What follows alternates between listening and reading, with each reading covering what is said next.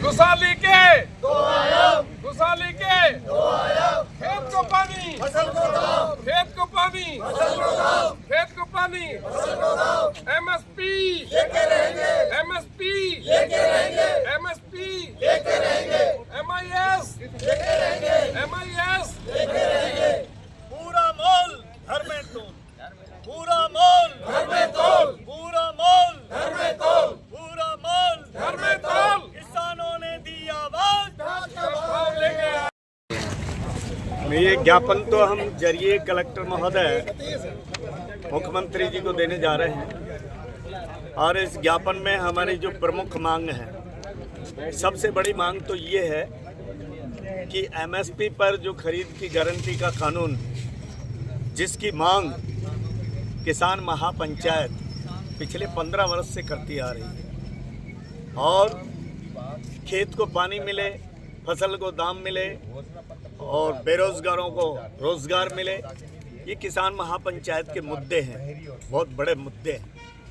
किसान महापंचायत चाहती है कि जिन फसलों का न्यूनतम समर्थन मूल्य तय नहीं हुआ वो एमआईएस के तहत जो है उनको भावांतर दिया जाना चाहिए।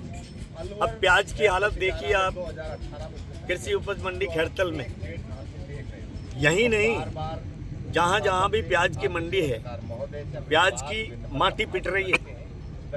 किसान, बहुत से किसानों ने तो अपनी खड़ी फसल को जोत दिया, इसलिए कि उसको मंडी तक लाने में जो खर्चा लग रहा है किसान को, तो उसका भाड़ा भी नहीं पट रहा।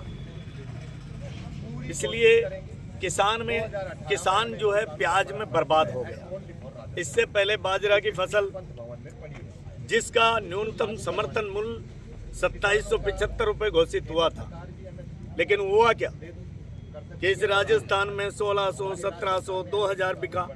हमारे पड़ोस के स्टेट हरियाणा में जहां भावांतर दिया गया 2775 से नीचे जहां बाजरा बिका, तो जो भाव था, जो अंतर था एमएसपी के और खरीद के बीच में, वो दिया गया किसानों को। तो हम भी चाहते हैं कि भाई जब पड़ोस के राज्य में भावांतर दिया जा रहा है किसानों को, तो राजस्थान में क्यों नहीं? ये एक हांडी के दो पेट क्यों कर रखे हैं? एक राष्ट्र तो एक नियम होना चाहिए। यहाँ भी भारतीय जनता पार्टी की सरकार है, हरियाणा में भारतीय जनता पार्टी की सरकार है, केंद्र में भारतीय जनता पार्टी की सरकार है। तो नरेंद्र मोदी जी जो कह रहे थे कि 2022 तक किसान की दुगनी आय हो जाएगी, अब दुगनी आय तो छोड़िए, जो पुरानी आय थी वही दिलवा दो भाई। किसानों को झांसे में लेना और उनको बीच में मीठी गोली देना, ये सरकार बंद करे। किसान की फसल का वाजिब मूल्य उसके घर में पहुंचना चाहिए, यहाँ तक तो वो कम से कम कोशिश करे।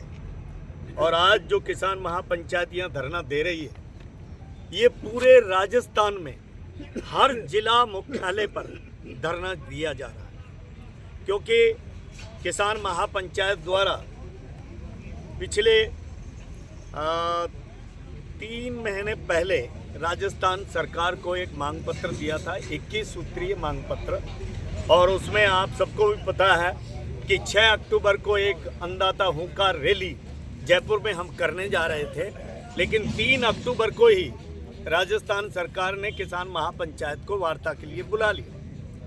और जब वार्ता के लिए बुला लिया तो वार्ता प्रारंभ हो गई। इसलिए हमारे राष्ट्रीय अध्यक्ष रामपाल जाट साहब ने उस अन्नदाता हुंकार रैली को स्थगित किया।